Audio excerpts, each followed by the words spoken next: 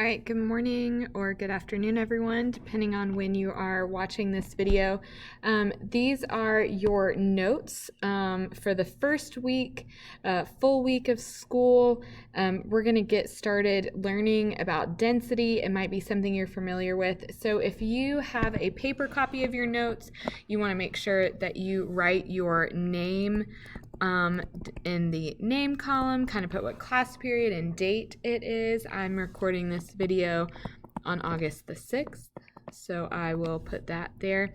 Now, you should have already watched the vocabulary video on density that is linked in eClass, and there's a Nearpod with the video in it. Make sure you watch that video so that you can answer these questions. I am not going to go over the answers to these questions from the video, okay? The answers are in the video, so please watch them. If you want to confirm your answer, you can send me an email, you can talk to me in class, that sort of thing. But let's just dive right in to density, okay? What is density? So density is going to be the ratio of mass to volume, okay? And you might say, all right, well, that doesn't tell me very much, but you learned in the vocabulary video what mass and volume are, okay? Remember, mass is the amount of matter, so I guess I will be going through these. So matter being atoms, molecules, elements, the things that make up everything, and volume being the amount of space an object takes up, so the size of it. So basically, what's the ratio of the mass, or how much you have, to the space that it occupies? And what this determines is it actually determines how crowded or tightly packed the molecules are. So let's get that written down. So it tells you how crowded or tightly packed the molecules are, or the particles, okay? And so if something has a high density, okay, then the particles are very crowded, okay? That means they are tightly packed. But if it has a low density, then the particles are going to be spread out. They have a lot of room. So if we look at these two images here, we can see that these red and green atoms or particles, whatever they are very close together. So this would be something with a high density. Okay. However, this object, it has the same volume, but it has a different number of molecules, so it has a different mass. These molecules are more spread out, so this has a low density. Now, we can look at and compare the mass and the volume, right? So if we call this object A and we call this object B, we can say that the volume of object A, so V for volume, and I'm going to put a subscript A to show that we are talking about object A, is the same as the volume of object B, right? They're the same size box. But if we were to count 1, 2, 3, 4, the number of molecules that are actually in the object, okay, they are not the same. We can see that the mass, which is abbreviated as a lowercase m, of object A is much greater than the mass of object B. And so what this means is, because it's the ratio of mass to volume, okay, the density of object A is also going to be greater than the density of object B. Okay, so it's the ratio of how the relationship is between mass and volume determines your density. Okay, now density is also responsible for a lot of things that you've seen in your own life. Okay, density can determine if an object will float or sink in water, or really any other liquid. So if you've been to the pool and you've seen, like, there's all kinds of pool toys, right? Like the kind that sink all the way to the bottom and you got to dive and get as many of them as you can, or, you know, like a pool float where it like floats on top of the water. okay? And so that is determined by the density of the object. So it's important, though, to know what's the density of water because it's about the comparison, okay? So the density of water is 1.00 grams per milliliter. So I put in parentheses how you would say this out loud, but the G/ml, the G is for grams, the slash you say per, saying it's this many for every 1 milliliter. So that's saying there's 1 gram of water for every 1 milliliter of space that it takes up. Okay, and if an object has a density higher than water, it's going to sink. Okay, if these molecules are more tightly packed than the water, it will sink. But if an object has a density lower than water, then it will float. Okay, and so when we look at this, so this here is called a density column. Okay, this is called a density column. You might have made one in middle school, or maybe you've seen one. And what I want you to do is I want you to pause the video and I want you to answer these 2 questions here. Okay, so 1, which object has the highest density, the ping pong ball or the bolt? How do you know? So explain why. And number 2, which liquid will have molecules that are the most tightly packed or crowded, honey or vegetable oil? So pause the video and then press play when you're ready to go over the answer. Okay, so let's review these questions. So number 1, we know that if something has a high density, our note said earlier that if it has a high density or a density higher than water, it will sink. So something with the highest density will be at the bottom. So high density will be at the bottom of our column because it will sink. And the things with the lowest density will be at the top. So here we're comparing 2 things. We're comparing the ping pong ball or the bolt. Well, in our image, the ping pong ball is right here and the bolt is right here. So put into a complete sentence, we can say that the bolt will have the highest density. Okay, so that's our claim. That's our answer. But it says, how do you know? We need to explain. So we can use our favorite word, because. Why? Why does it have the highest density? So because, or how do we know? Because the bolt sank to the bottom. Okay, that's our indicator. That's how we know. We don't know the mass and volume of the bolt based on the picture. We don't know how tightly packed or spaced out the molecules are, but we do know that it sank through all of those liquids. So it must have a higher density, whereas the ping pong ball is floating on everything. And then if we look at number 2, it wants to know which liquid will have molecules that are the most tightly packed or crowded. So we set up in our notes that if it was tightly packed or crowded, that would be like object A. So it would be something with a higher density. So this one must have a high density. So that's what we need to look at. And our 2 substances, because we're not comparing all of them, we're comparing honey and vegetable oil. So honey is right here at the bottom. It looks like it's the layer that the bolt is in. And then we have vegetable oil right here. So if we look at that, we can see that honey is has the highest density because it's at the bottom. So it will have the most tightly packed molecules. So let's go ahead and say that. So honey will have the most tightly packed molecules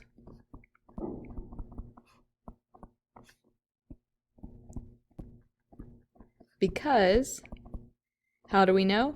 It has the highest density and sinks.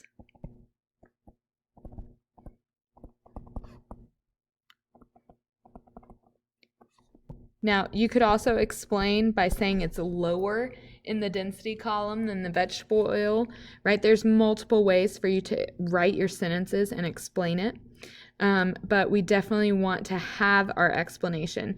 If I ask you a question on a quiz or a test or something like that, and you don't explain, then you're not getting full credit, because you need to fully explain how you came to your answer. So again, we watched the vocabulary video at the beginning, and in the video it gave you the formula for density, because it's a calculation, it's a ratio.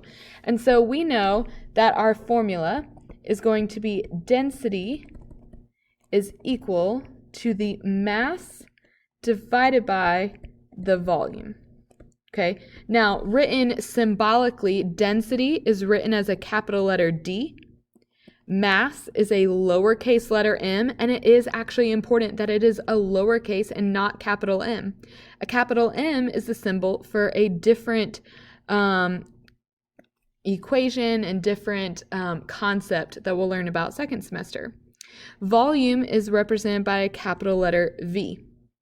Okay, so D is density, so we're just going to write this down here to make sure that we know for sure what all of our things are. And then the units. Remember, mass, okay, for mass, we use a scale, okay, a digital scale. And so the units for that are grams, okay? The symbol for grams is a lowercase letter g. Volume, okay, you can measure through a couple ways. You can use a ruler if you have an object, or you can use a graduated cylinder, and we'll be doing that in our next lesson when we do the density lab, okay? But that means you're going to have two different units. If you're using a ruler and you're measuring things, you're going to measure it in centimeters, and you'll end up with centimeters cubed.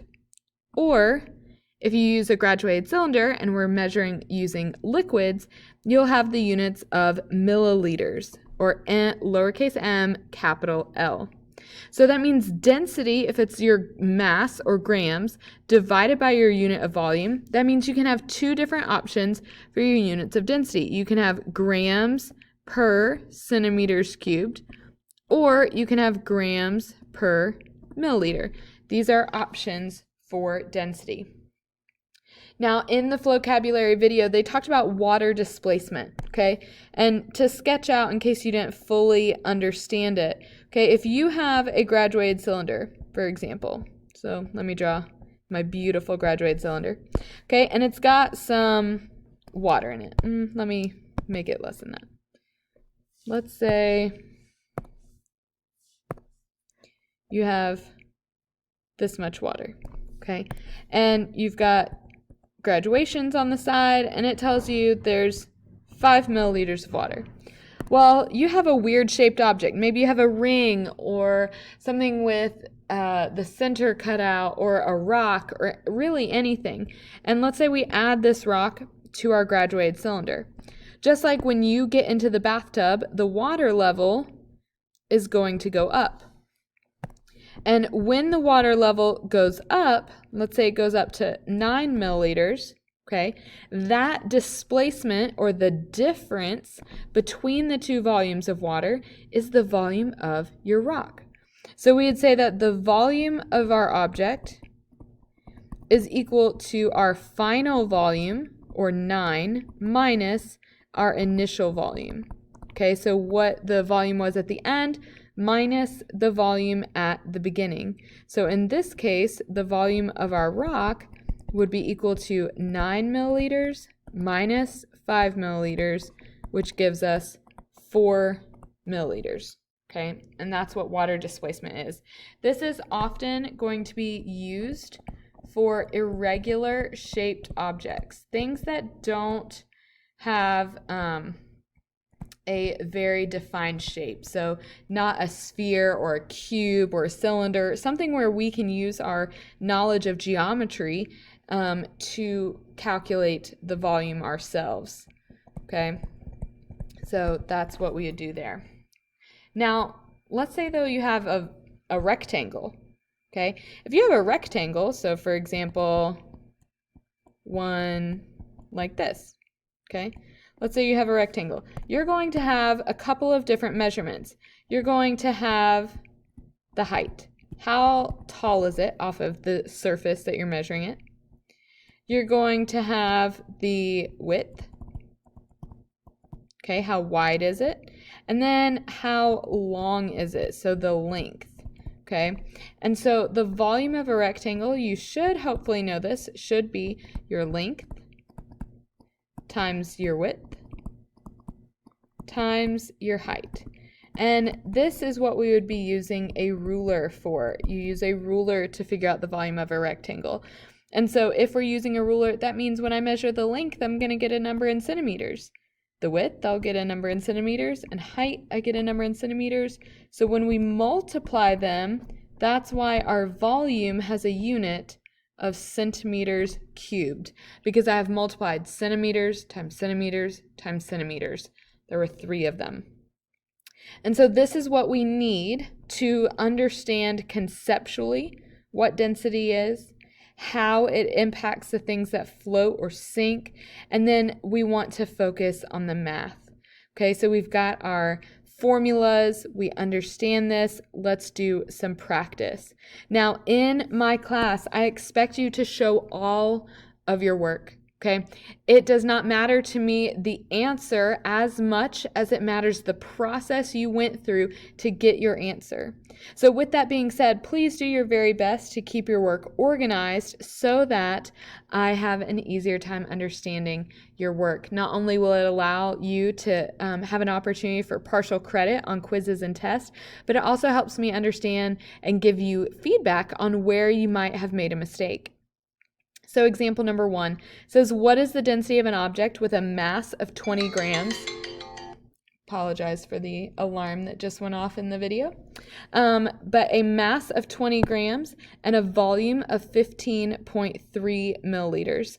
So what I like to do is I like to highlight the numbers that are in my problem. Okay, I want to look at the numbers that are given to me. So there's an acronym that I find very helpful when solving word problems, and you might as well. So the G in guess, right? Because we don't want to actually guess. We want to make an educated process through this, okay? And so the first thing we're going to look at is what's given to us in this problem.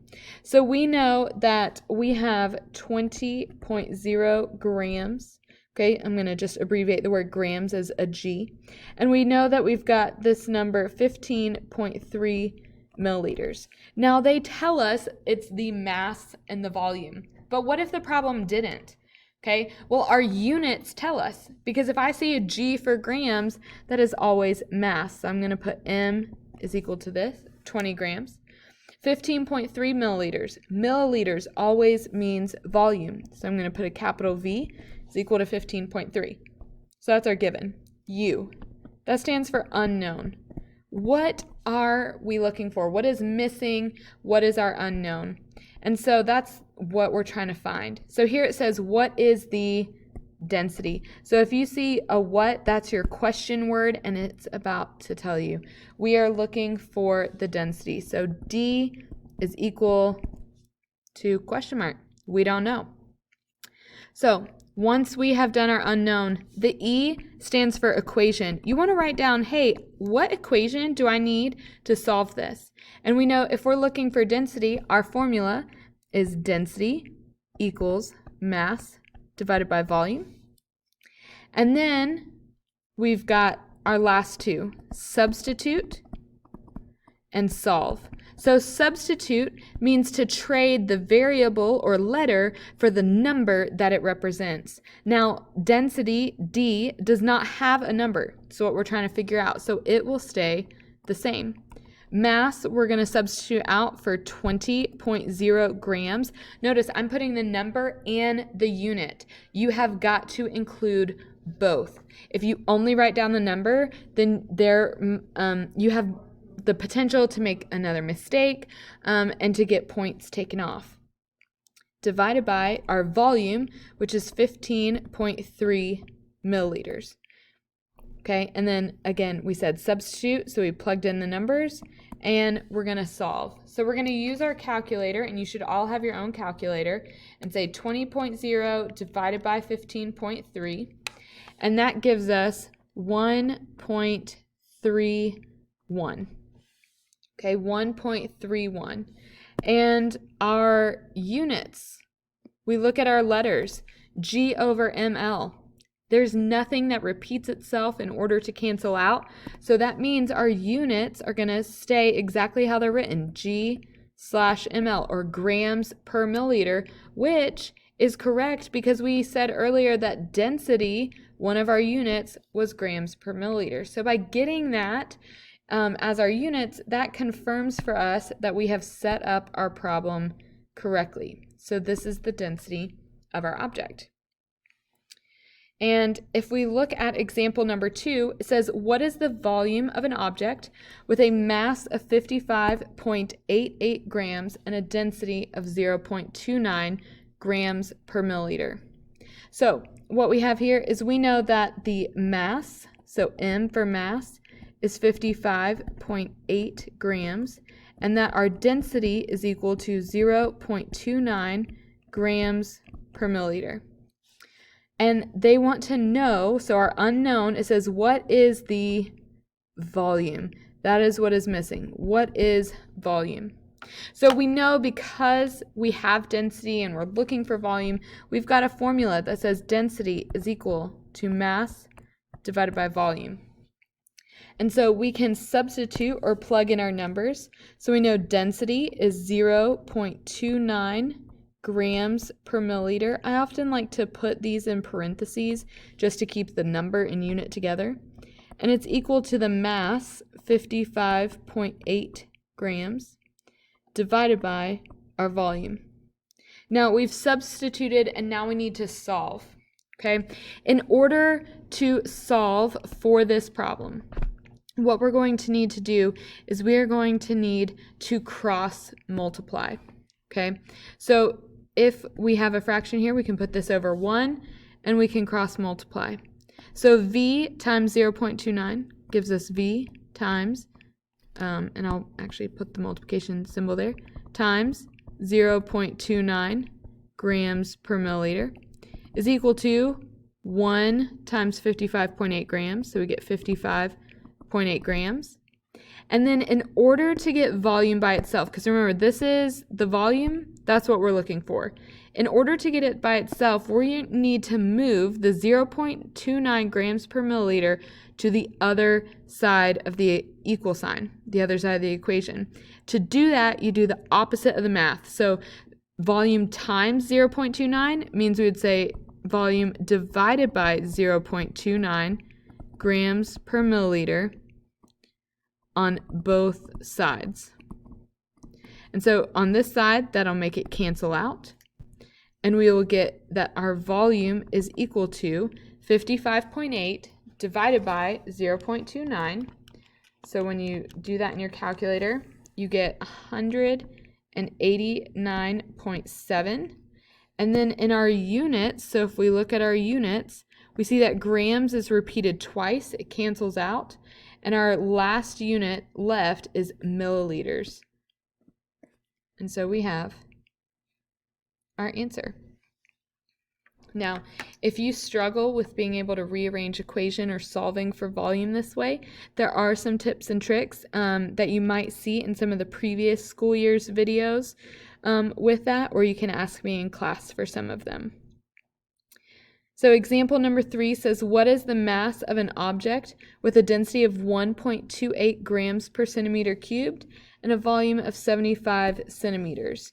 So here they tell us that our density is equal to 1.28 grams per centimeter cubed, and that the volume is 75 centimeters cubed. And they want to know, what is the mass? So M. We're solving for M this time. We know that the formula for density is density equals mass divided by volume. And so when we've done our given, our unknown, our equation, now we just substitute and solve. So density is 1.28 grams per centimeter cubed. And it's equal to our mass, which we don't know, so we leave it as the letter M, divided by the volume, 75 centimeters cubed.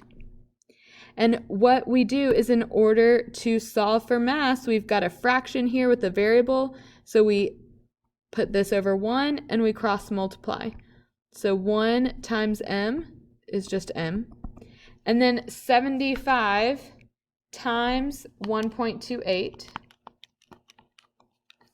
is 96, and we also multiply our units. So we've got centimeters here, or centimeters cubed, but we have centimeters cubed in the denominator. So those will cancel out, and we'll get 96 grams is equal to M. And that's lovely because mass is already by itself, so we don't have to do any further rearrangement. The last example that we're going to do, and then we're going to end this video, says, will a cube with a mass of 36.8 grams and a length, width, and height of 2 centimeters, 3 centimeters, and 1 centimeter float or sink in water? Now, remember, in order for something to float or sink in water, you have to know the density of water, which is in your notes. We said that the density of water is 1.00 grams per milliliter. So if it's going to float, it has to be less than 1, our answer. And if it's going to sink, it needs to be greater than 1. And they tell us we have a cube. So remember, a cube is shaped like this. And they tell us the height is 2.0 centimeters. The length and width, we've got 3.0 centimeters and 1.0 centimeters. So what we do is we use our volume of a rectangle formula that we had at the top of our notes. So that's the length, the width, and the height. And so the volume, so we'll actually need to calculate that ourselves. They give us everything we need. The volume would be 2 centimeters times 3 centimeters times 1 centimeter. And that tells us that our volume is 2.0 times 3.0 times 1.0 gives us 6.0 centimeters cubed, okay? But that's not what they actually wanted to know. They want to know, well, is it going to float or sink?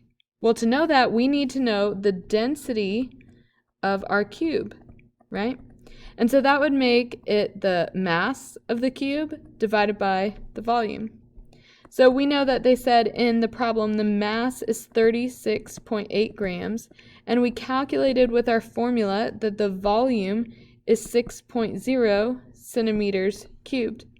So this tells us that the density of our cube, 36.8 divided by 6.0, gives us 6.13 grams per centimeter cubed. Now, when we compare that to the density of water being 1, we see that the cube has a higher density. So that means our answer is the cube will sink. Because, remember, we always explain, the density of the cube is higher than the density of water.